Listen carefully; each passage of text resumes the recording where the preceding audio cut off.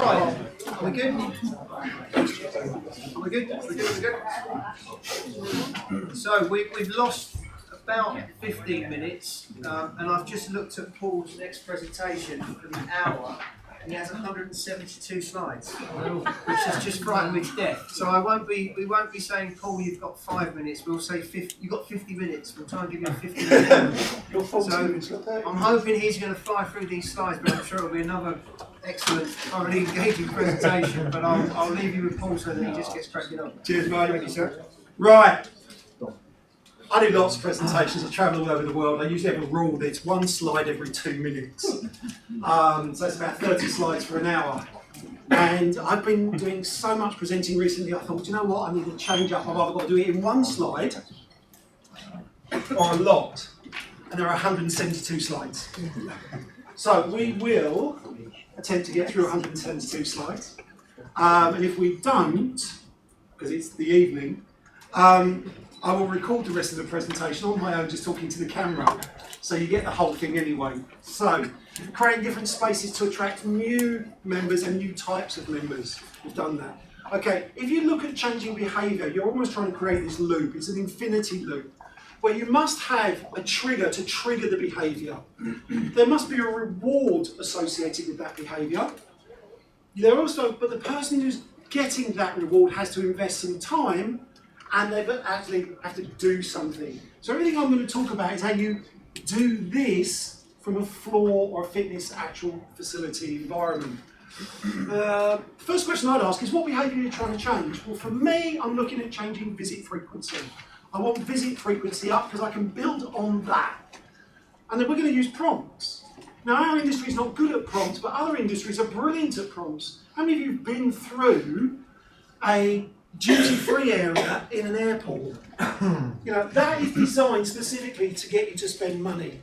There is no reason for you to be there 2 hours before to get a flight. It's about an hour, but they want you to have an hour's dwell time so you increase the amount of money you spend. They have dark floors to lead the path and light areas so you go off into the light. You're attracted to the lit areas, not the dark areas. It sweeps around like this so you get disorientated. As you get disorientated, you walk slower. If you walk slow, you're more likely to see the products that are available. They make more money from this than they charge airplanes to land. That's why they do it. How many of you have ever been to IKEA? Designed in a very, very specific way. Oh. This is a photograph I took in LA. This is the pavement. Where do they want you to cross? They make the floor smooth, or they make the floor rough. And if they make it rough, you won't walk on it, and you'll walk on the smooth part. They dictate. Most of these shopping type areas, like the Westfields and the big ones, the big shopping centres, this has to be as smooth as possible, so you don't look down. If the floor is smooth, you don't look down.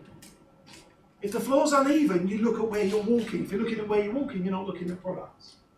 We have to think about some of our floor spaces now. We lay them out to keep people's heads up, not heads down. Some of you have seen this. I'm hoping only the men. Urinals sometimes have little indicators of where to aim. This was first done in Schiphol Airport, where they had a fly in the enamel. And they said cleaning time in those areas has been reduced by 70% with the introduction of a target. So it's interesting that outside of our environments, we're very good at manipulating people's behaviours using prompts and pushes and design. And I don't know why I got that closer. Wagamama's do it with their food. They have a placemat and they have food suggestions on it. All of these things would go well together. And then when you turn up, they write down what you're actually having, but they're saying, here, do you want to order this? They're nudging and prompting you to do what they want you to do, while letting you think it was your decision. This is the bridge over the river in Cologne. You can see how big the bridge is. It's a big bridge. There's a fence runs right the way across it. And on one occasion, it's a little chain link fence, I'll show you that in a second. On one occasion, someone added a padlock to that, locked it, took the key, threw it in the river, supposedly made a wish.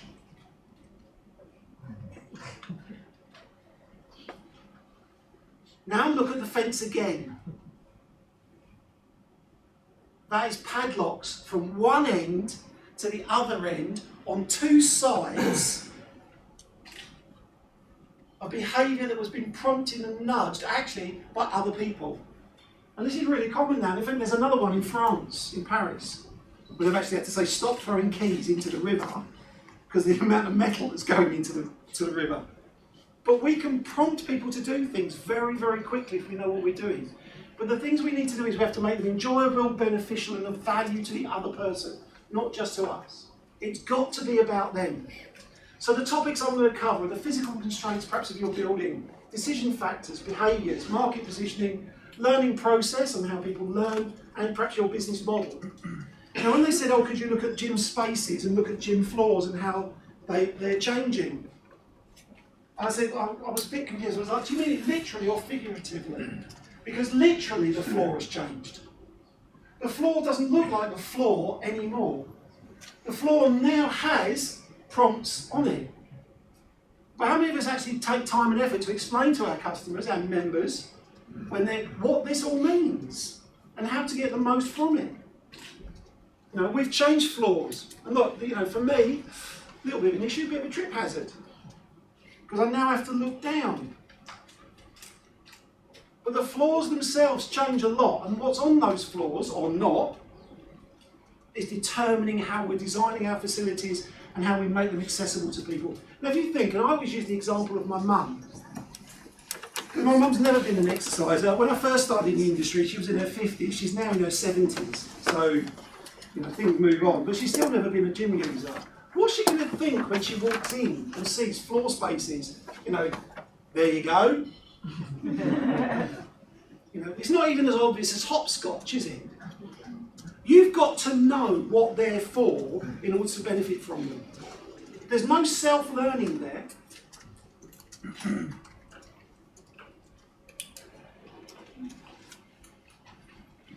We make these spaces, and we give them names, and sometimes we forget to tell people what that means. I walked into a facility a little while ago. It's a low-cost operator. In fact, this time last year I joined 4 low-cost operators on the same day. And I videoed all how they work online and how they send me their memberships, and I was visiting the clubs. And one of the gym inductions I went to, I walked in, and there was another woman there having an induction as well. And then the trainer walked up and went, "Hi, my name's Johan. I'm a fitness model and personal trainer." And I was like, you know what, I don't give a fuck. Because I don't care if he's a fitness model. He was gorgeous looking. And that's really hard to say, a straight man. He was gorgeous looking. But he walked to an area a bit like this and he went, and this is our functional area. It was a big matted area with nothing in it. And the woman next to me, who had obviously never, she sort of went, oh, am I missing something? You know, our environments are evolving very rapidly, but actually our customer base is not. Some of our customer base, or a lot of our customer base, are the same people again and again and again. And when things move on, how hard is it to actually catch up? How many of you switch from PC to Windows, to PC to Mac? I switch from PC to Mac. And then you try and go and use a PC a couple of years later. And it's like, you don't actually even understand what the tiles are for. Because you invest time and learning in something and you don't want to go back. That's one of the ways they design stuff now, that you have to invest time in learning so you don't switch. How many of you got an iPhone? Who's tried to switch away from an iPhone and gone, do you know what, I tried it? No, because I just don't get it. Because you spent time learning, and some of us just go, I'm not even going to bother. But even our free weights areas, we're designing them more effectively, more aesthetically. They never used to look like this. We never used to put time and effort into saying, what does the floor look like? Traditionally, it was like how many benches and what's the maximum weight we're going to have on the dumbbells. And we used to put people on the sports hall floor to do a group exercise. We still do. So 1 minute this is a group exercise class, the next minute you can see it's marked out for basketball. But then we have other fitness facilities. That was the studio, wasn't it? Traditionally the studio, big empty space with a pillar, wooden floor. Well, you've got to have a pillar. It's not a proper studio without a pillar. Some mirrors, some mats. And that was a studio. Now aesthetically, we're putting in stronger sound systems, we're putting in more aesthetically designed environments, and there's loads of equipment associated with studios now. Loads of equipment. In fact, in some places I visit now, there's more equipment in the studio than there is on the gym floor. So this is a club that I work with in Sweden, called Gym and Sim, single site. Obviously it's got a very large Quinex. This is one of 7 studios they've got. It's immense. But look at all the kettlebells down the side, the floor markings. If you're new to exercise or don't, you need education on this. You need someone to help you through this. Because sometimes even just watching what people do won't make sense to you why they're doing it. But if you've evolved in the fitness industry, this makes sense. You look at that and go, oh right, I know what they're doing there. Now I haven't got the best picture of this. I should have taken a slightly different picture, but because this is in the mirror. But you see in the mirror these dark things over here? They're bumper plates. These are Alico bumper plates. If I go back, those are the bars. 20 Olympic bars, plus bumper plates, in a studio. I was saying earlier, things don't make sense anymore. That's the studio. It's a group exercise environment where they go in and lift Olympic weights as a group, to music. Really heavy metal music in Sweden as well as that. What about the studio though? I hope this will play.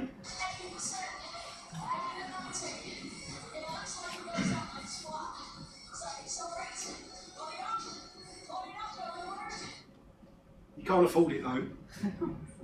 Anyone know what one that is? That's the Les Mills Virtual. It's about 75 grand a studio where it goes. You actually, in this class, I went to this class, obviously I filmed it, someone fell off a bike, was leaning as he goes around, fell off a bike. The interesting thing was, I was with my daughter at the time, Philip Mills had invited me to go along, which was fantastic. We went to this massive event, and I had my 5-year-old daughter, which was 5 at the time. We went into the back of one of the classes and they were doing the body combat, and they were punching and kicking at things that were coming towards them in the screen.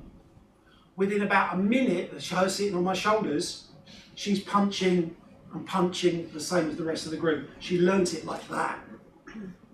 They actually created an environment where she could, because she could see what other people were doing and she could see what they were trying to achieve, she joined in. It was a nightmare on my neck.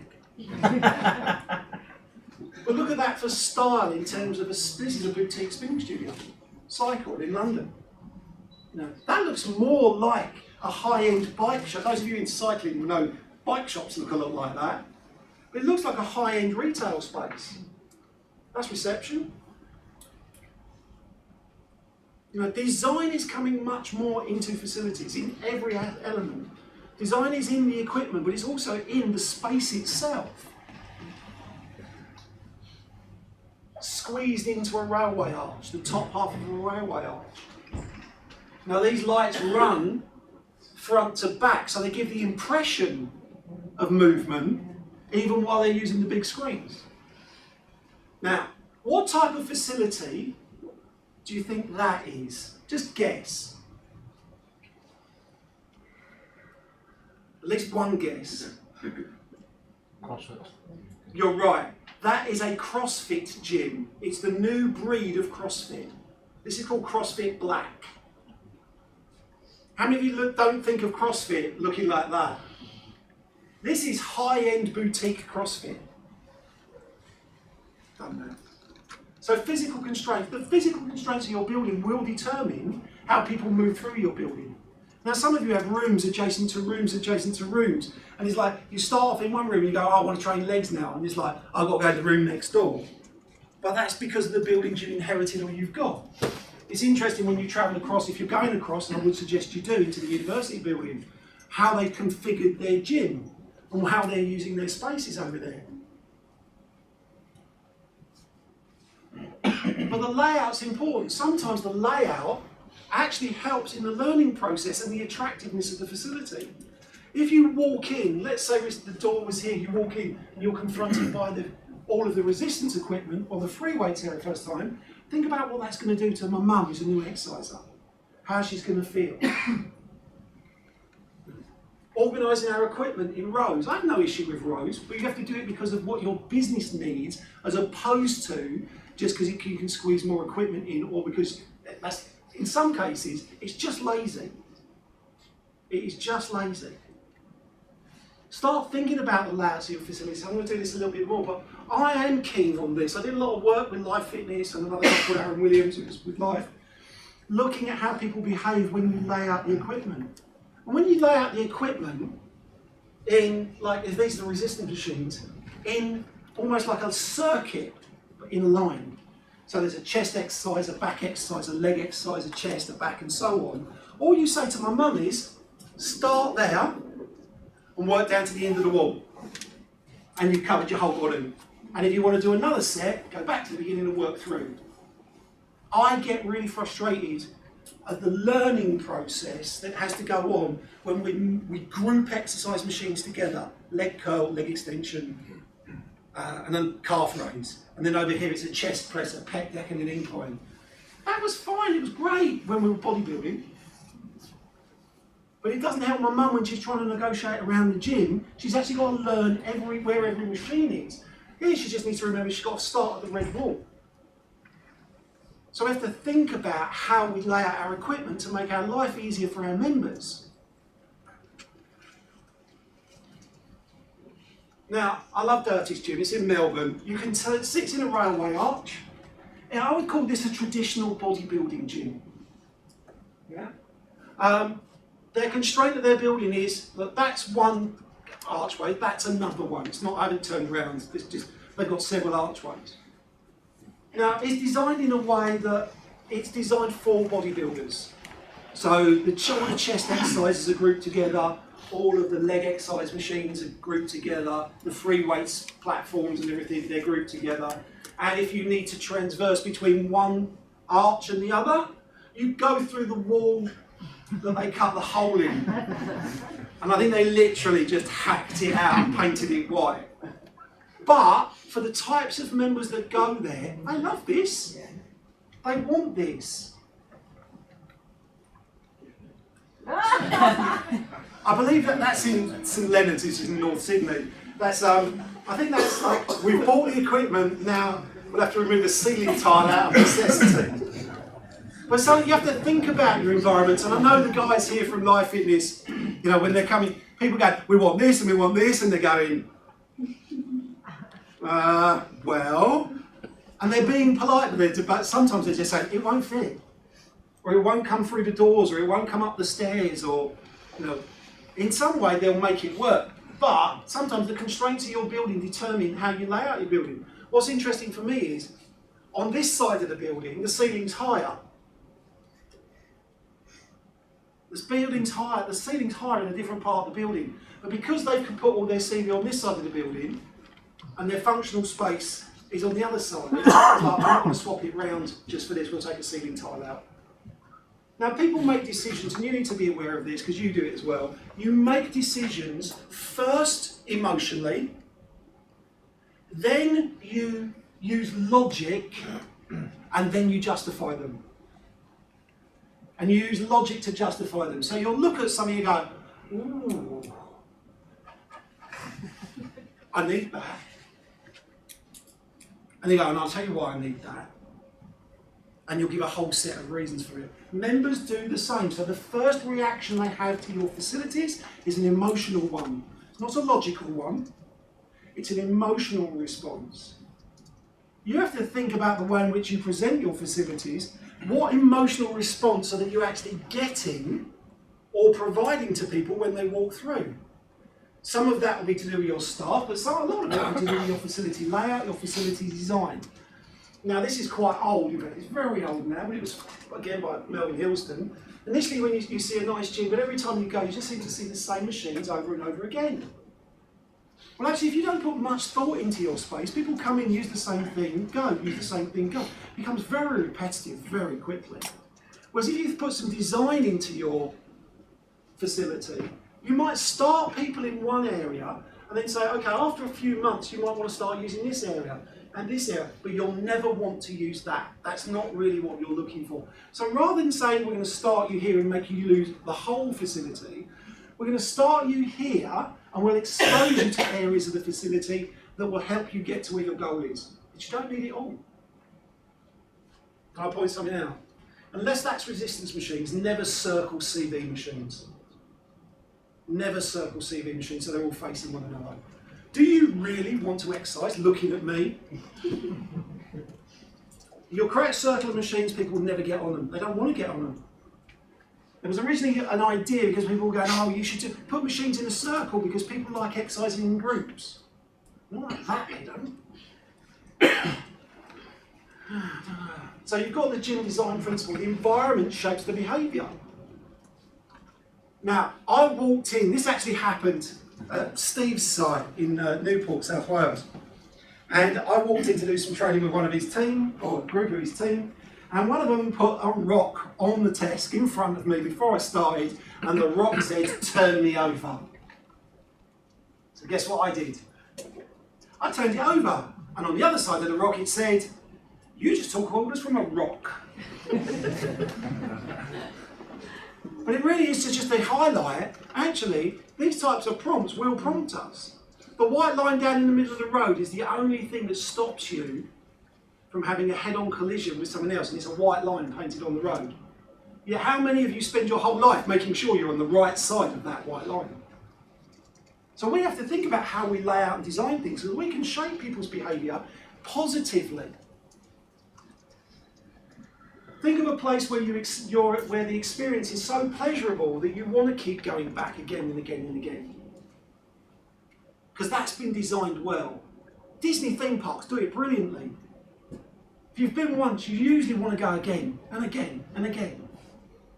And the experience they provide you cannot consume in one visit. Our fitness facilities are usually so vast with equipment, even if we've only got a few pieces of equipment, what you can do on that equipment, that you should want to go again and again and again. We should evolve the experience over time using our spaces. We're going to use emotion and logic. Combination of perhaps the two most important things in the world. For some, shoes and chocolate. This is a chocolate shop in Amsterdam. No one needs chocolate shoes. But people are buying these because they have an emotional response to it. They go, oh, I've got to have one of them. There's probably more chocolate in the chocolate bar that they're selling. Now, I do a lot of work where we look at what we call cognitions, which is basically your thoughts. Before you work out, you have what's called precognitions. You think about your workout. During your workout, you have workout cognitions, unless you do what's called disassociate, where you try not to think about your workout.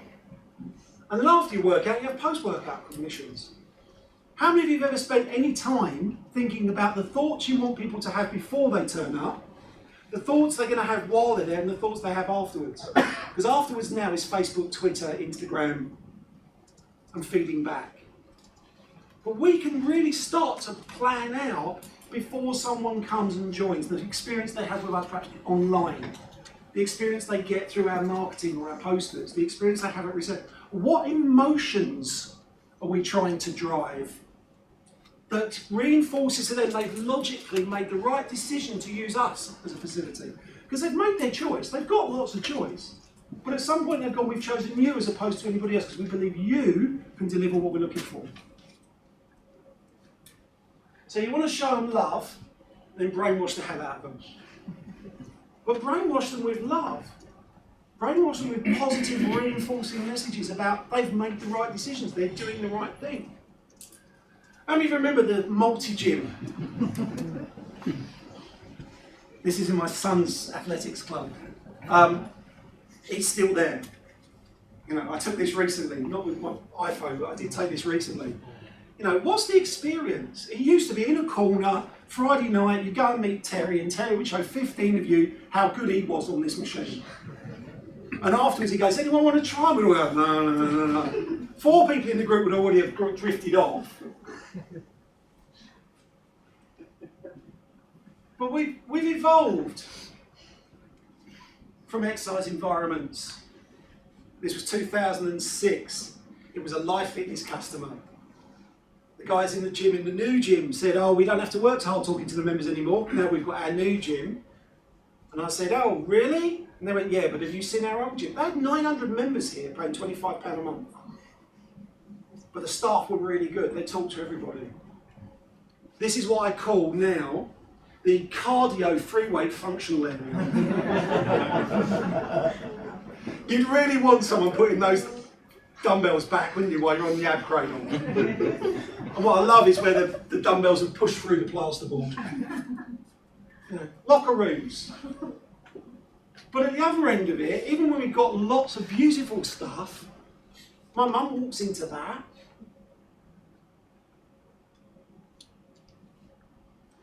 Or it looks like that at eye level.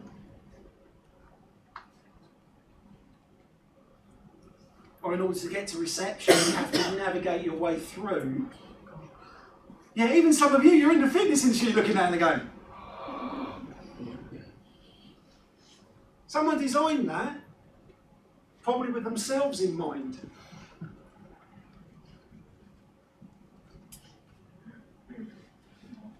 Now this might be a requirement because of the type of facility it is.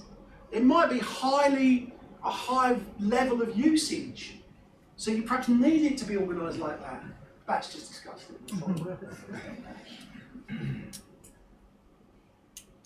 I haven't colour corrected that image. That's a low-cost operator. It's actually one of the low-cost operators I work with. It's one of their facilities. And they're saying, we're not going to charge you lots of money for things that you're not going to use, so it's $17.99 a month. And we're just going to put lots of equipment in it. Now, if you've got a high-volume business, which this is, you need a lot of equipment. Because if you've got a membership, you need 5,000 members in a membership, you're going to need a lot of equipment for people to use. But I'd still say to them, they need to think about perhaps the layout of some of their equipment to make it easier to use for people who are not used to exercising. Lifestyle fitness. This is also a low-cost operator charging $17.99. There's a little bit more colour in this. But they're really starting to think, like, what can we do with our spaces? That's their studio. What can we do with our spaces that are more enhancing the experience? I'll be honest, I suppose I visit so many gyms, I am getting a bit fed up with big words. You know, we've got our new big word gym. That's the studio. Look at the amount of equipment around it. Ooh! Just so you know, this is a shower for 2 because there's 2 shower heads on this. Compared to that.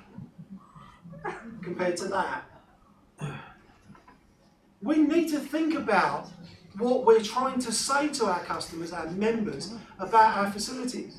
Now, I know some of you are have leisure facilities, so you have swim changing areas.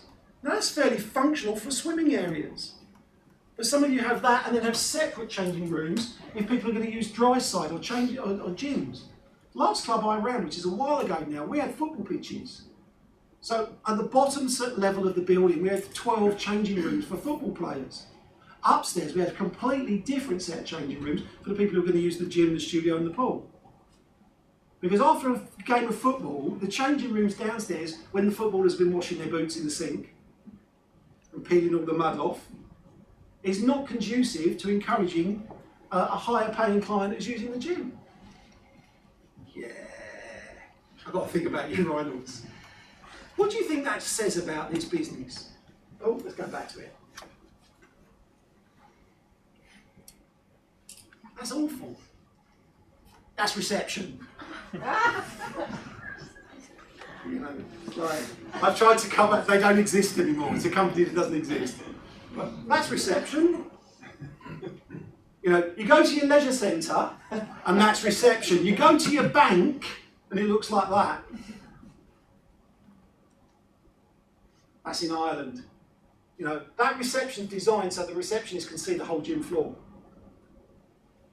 They can see everybody on the gym floor. What are we promoting? Compared to what are we promoting? You know, sometimes we have inconsistency of message. It's about health and well-being, and we're a wellness company or we're a fitness company. And it's all about you being more active, as long as you buy sugar drinks and sugar products. So we want to affect behaviours. Now, some people we have to think about whether they're an associator or a disassociator when they exercise. When I'm riding my bike for training, I associate. When I'm riding my bike with my mates, I disassociate. So when I'm out training, I look at the numbers. I check my heart rate, I look at the distances, the speeds and everything. When I'm out with my mates, I disassociate. I don't even bother putting it on. Because the reason for riding then is different from the reason for riding for training. Now, we did a study, I can't even remember when this was, probably about 2004. We looked at, it was when we could first draw out data of what people were doing on the machines using USB drive. And we looked at visit frequency. And we had three groups. We had one group that associated. Now, on a CV machine, and someone who associates is going to look at the numbers. They're not going to watch Game of Thrones or listen to their music. It's going to be the numbers. That's the screen they want to look at.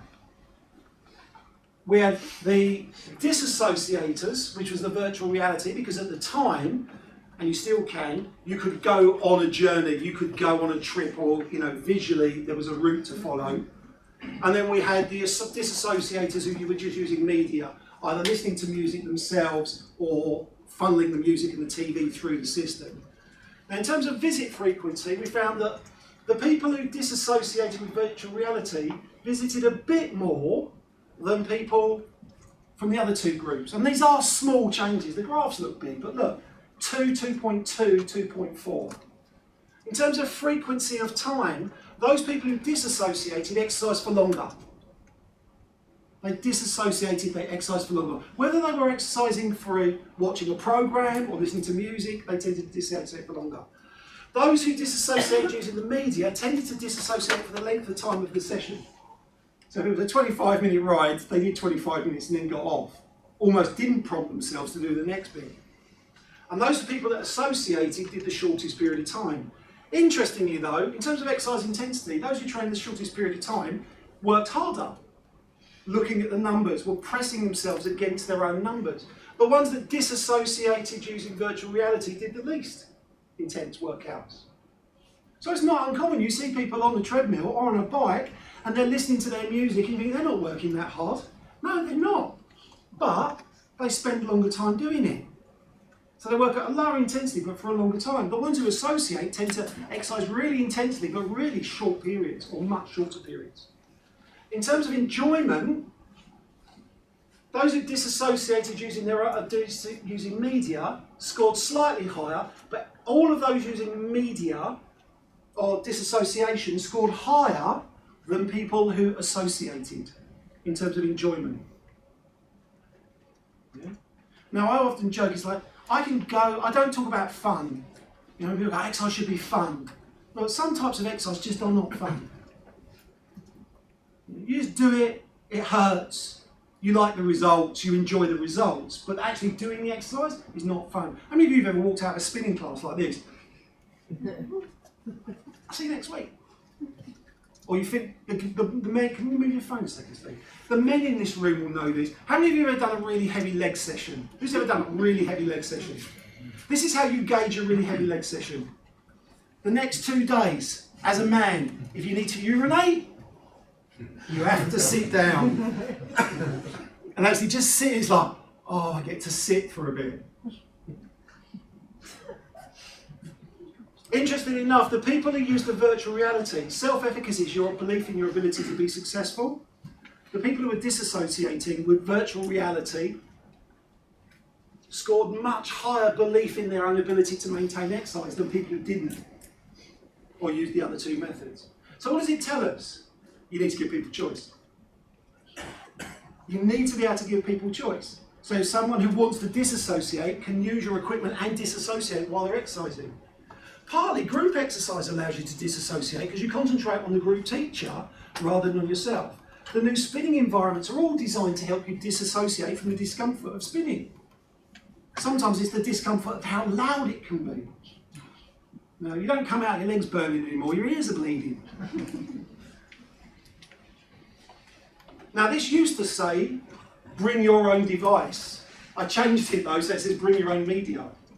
Because we did a study looking at how people are accessing media, and the vast majority were using their own devices to access media and using the console as a place to either charge or enhance that experience. So they were bringing the program they wanted to watch rather than tapping through all the levels to try and find a television program or a channel that had it. So a lot of people are now bringing their phones, bringing their tablets, mainly phones, but consuming the media that they've got themselves in the way that they want to consume it. I put this up, it's an old picture now. People want to watch and listen to TV, they don't want to read it. You have not provided them with a service if you stuck a load of TVs up on the wall and then put the subtitles up and think, yeah, we've created a cardio theatre.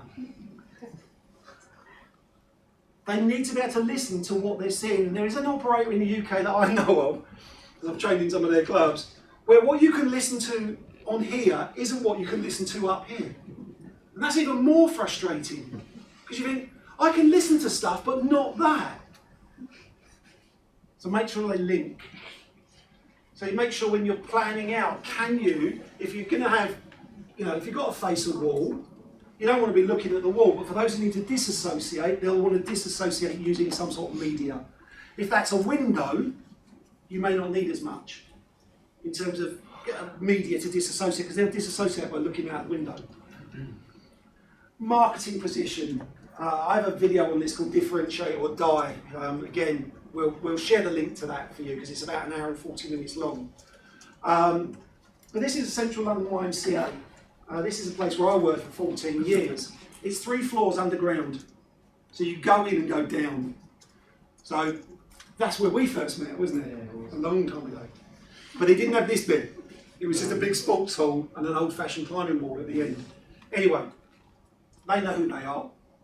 They know exactly who they are in their market. They're not trying to be David Lloyd, they're not trying to be Virgin, they're not trying to be Easy Gym.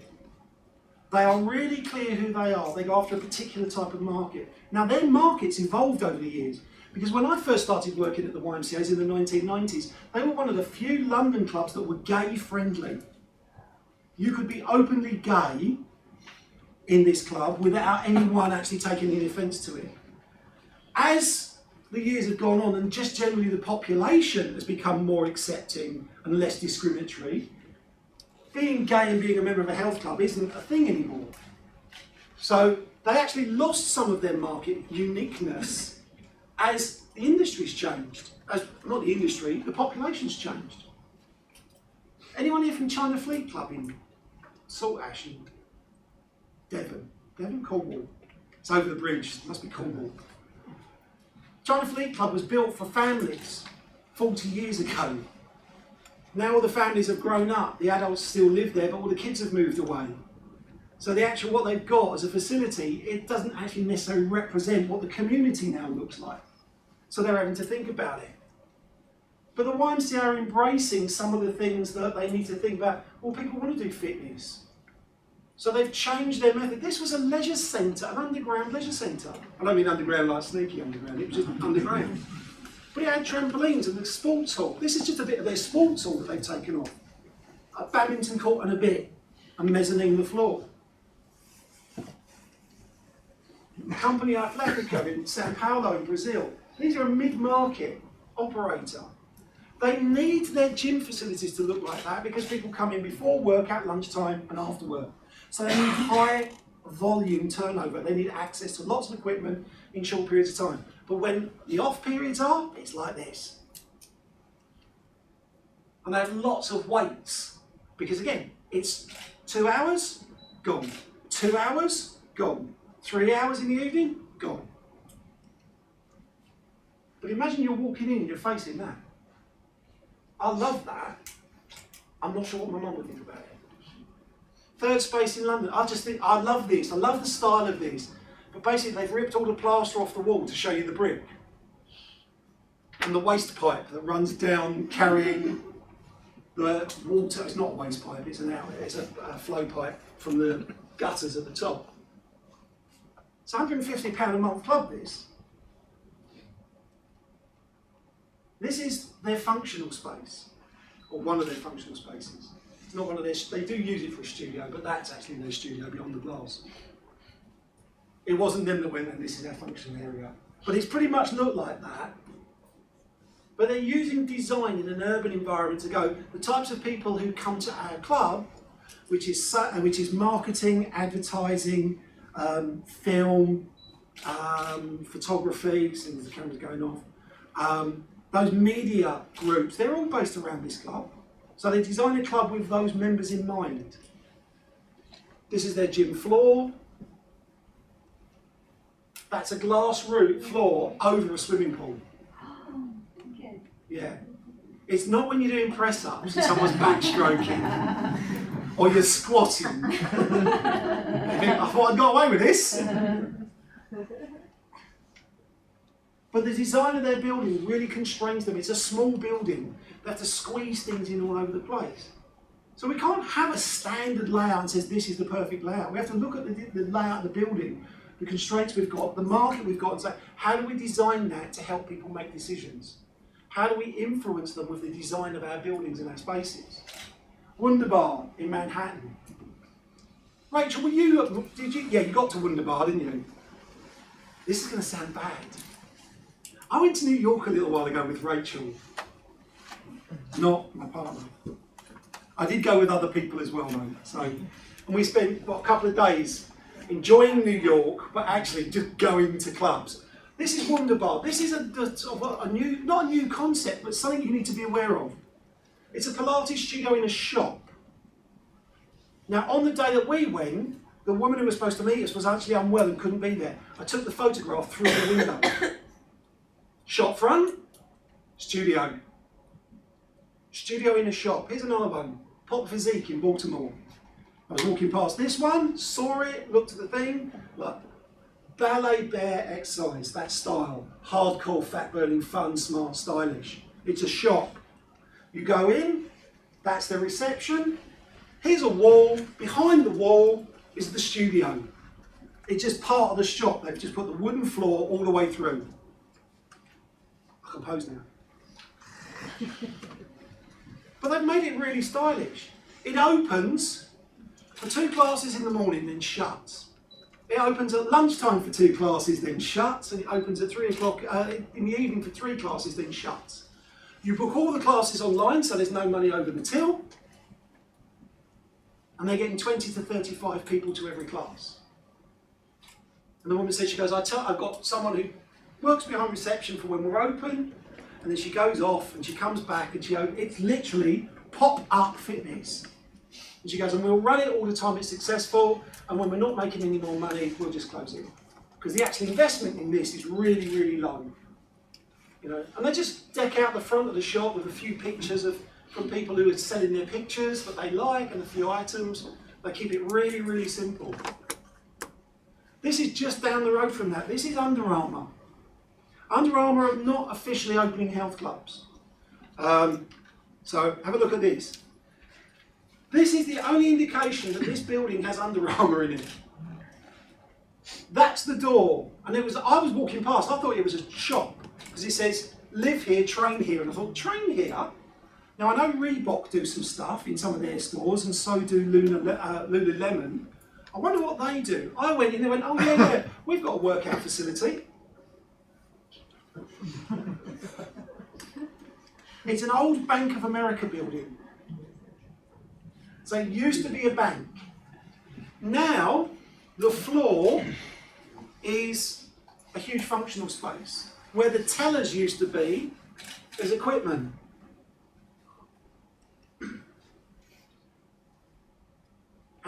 1,000 members. I was like, really? They were quite proud of that after 6 months. I was like, really? Do you know what I think happened here? I think carefully on video, I've said this a couple of times. I reckon the personal trainer who runs this business was almost given a blank cheque by his friend who owns Under Armour, because it is his friend that owns Under Armour, and he's built the biggest F4 PT studio you could imagine, without actually thinking about what that means to actually run that and keep that full, and what the experience. There are people who are going to love this.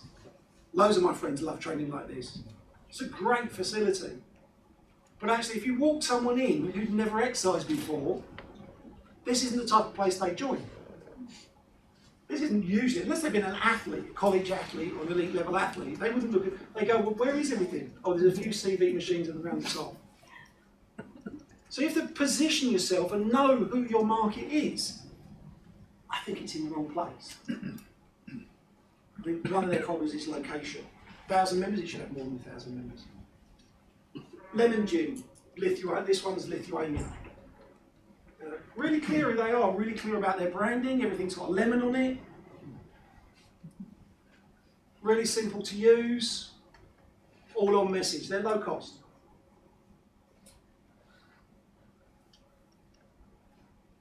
Equinox, high end, as I said earlier, $210 a month.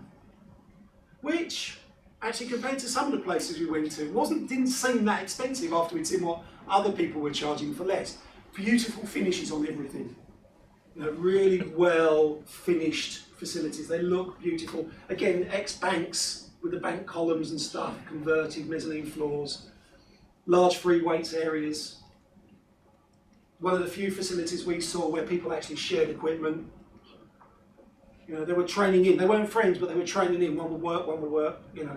We saw that on this gym floor. But look at those big windows. This is just off of Union Square where the Flatiron building is. Great big windows in the gym. Beautiful facility, $210 a month. CrossFit Manhattan, which is the 100 Reebok shop in Union Square, $310 I think it is a month for this. Which is fine if that's what you're into, but they know who their market is. They know who their market is, and if you look at their advertising, the way they promote themselves, they're really, really clear about who they're going after. And when we asked other operators to describe their competitors, someone says, you join Equinox to be seen. You join Crunch to do the classes. You join CrossFit to train.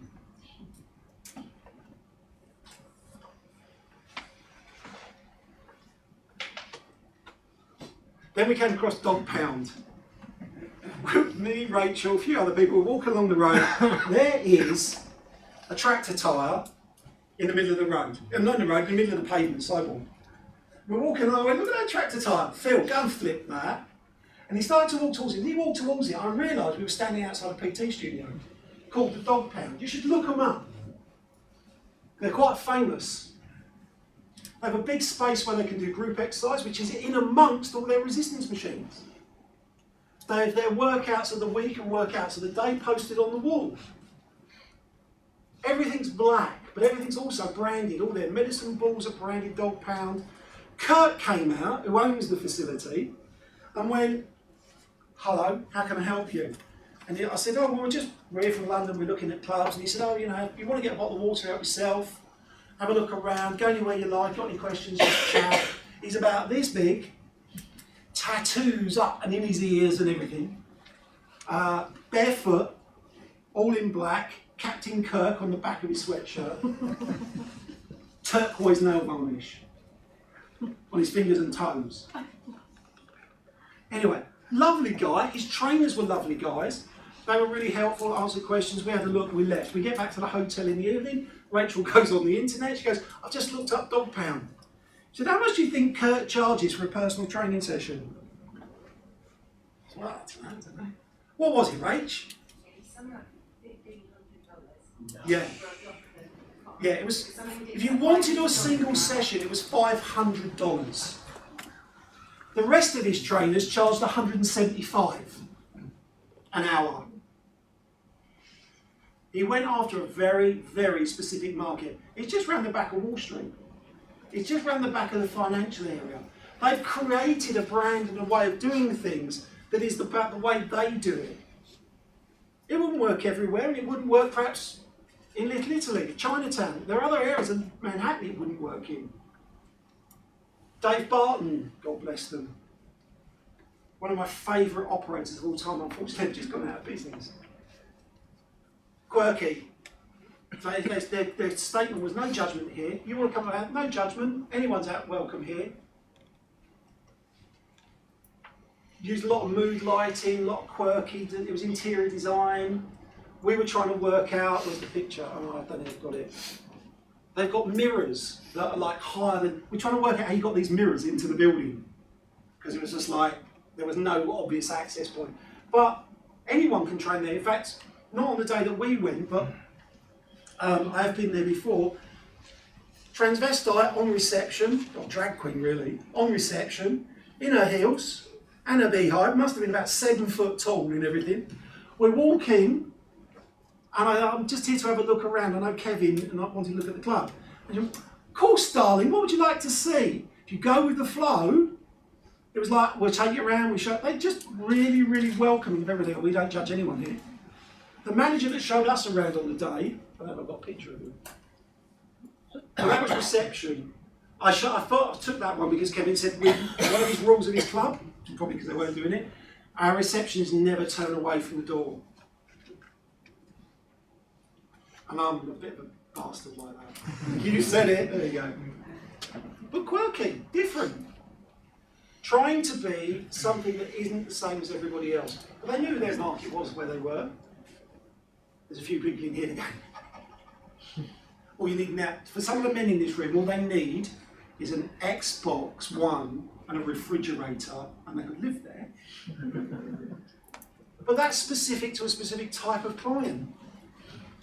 Sometimes I'm just going to places where this is being built, and actually that's been built for the staff, not for the demographic of the people around. You've got to think about the learning process. How are you going to make these people emotionally connect with your business if you don't teach them how to use your equipment?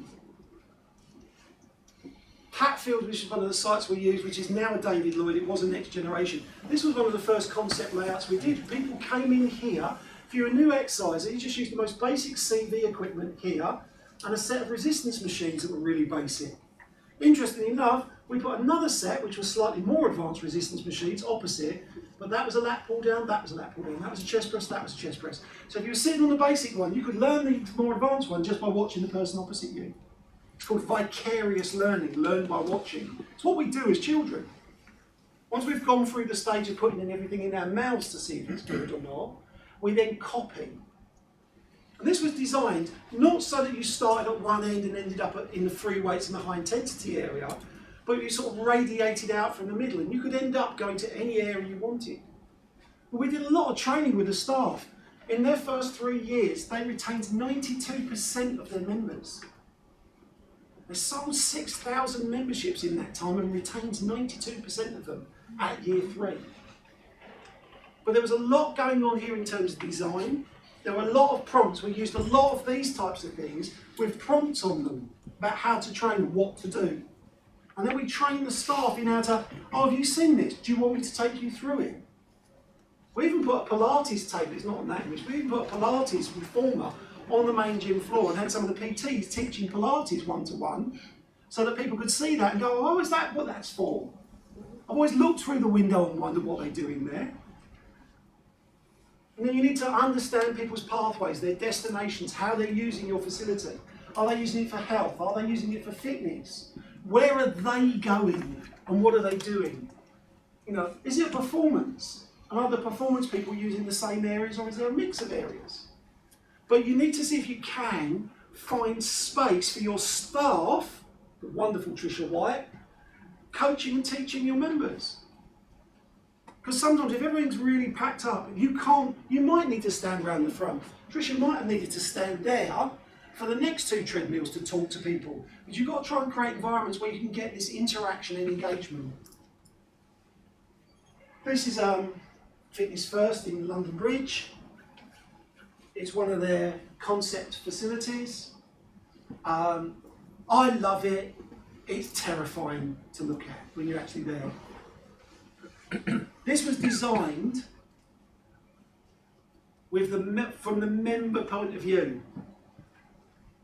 I don't know which members they spoke to, but I know which members of the team designed it for the member. And I question whether this is designed from the member's point of view. It's a really well designed. If you're really into functional training and high intensity training, this is a really great space. But I've never seen anyone use that. I've never seen anyone explaining that in all the times that I visited it. I love that. You've got 2 ramps and some platforms to jump up and down. I've never seen anyone showing that. In fact, if you're not with a PT, you pretty much don't go into that area. Here's your running track with crash mats at the end. What is that suggesting? I'm sure there are other ways you could achieve that. There you go. Sled. If you've not watched high performance training on YouTube as a new exercise, you've got no idea what that's supposed to do. Do I pick it up? What are the poles for? Am I supposed to sit on it? You need equipment, and this isn't just because I'm here with Lifefitness, you need equipment that people understand how to use and progress them over time. So they get confident and build their self-efficacy as they grow, as they use your facilities. I am a believer in uniformity in terms of exercise equipment.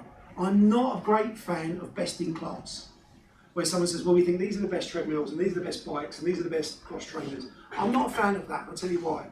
For the new exerciser, learning one console is a challenge enough. Learning 5 or 6 different operator and manufacturers' equipment is an even greater challenge. And the more difficult it is to learn, the less that equipment gets used. But you must get your staff training people how to use it. I have an operator that I work with that I challenged him one time. I said, how many different programs does your CV equipment allow members to design? So no. I said, well, you're the fitness manager. I know. So I can tell you there are 51 different programs on that across this cardiovascular range. Are there? What hope have our members got of evolving their exercise experience if our staff can't describe it? I've worked in sites where the trainers go, oh, we never use treadmills, so we don't teach them. They don't use them, so they don't teach them. I'm like, no, you're employed, your job is to know that. Would you like to go to an expensive restaurant and say, oh, what is a jus? And they go, I don't know, I don't eat a jus.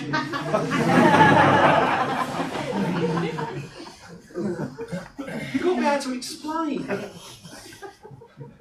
Because my mum's not going to work that out for herself. That is, someone will tell me what this is. That is a hammer strength machine from the 1980s. I took that picture in Mexico. I posted it on Facebook and I said, can anybody tell me what this machine's called and how, and 3 days training for anyone who can tell me how to use it. One of my friends, Daniel, who used to work for Lifefitness, he goes, Paul, I've sold them and I don't know how to use it. But that's where we were a long time ago. We're not there now with resistance equipment. You can almost self-teach on some of it. But we want to create micro behaviours and micro actions, both in our members and our staff. We want to move them along slowly, little bit, little bit, little bit. We can't necessarily introduce them to that first time in. We've got to educate them. We've got to show them how to get the best out of this. Give them a couple of exercises that can be really successful at, and then leave it. Teach them some other stuff. Then when they come back, teach them another couple, teach them another couple. Lay out your gym so they're easy to navigate. This is an old BMW garage in Amsterdam. Down here they've got their circuit. Oh, sorry, down here they've got their circuit. Over here they've got their resistance machines laid out in lines. You can't see it, but in here they've got a 50 bike spin studio. Lay out your equipment so it's not intimidating, it's easy to find, easy to follow. Think about the way in which prompts are going to come into our industry. These are beacons. This one says reduce, but it could say this is how you use the treadmill. This is how you use, when you get close, they're proximity beacons. They fire up messages. But you need to personalise the experience for people. Hopefully that's dead. Unless it's a necessity for your business model. 72 slides. Honestly, I'm not sure what's more impressive, the content or the fact that you've got through 172 slides. I don't know, I think 72 slides. That is incredible. So thank you. Thanks.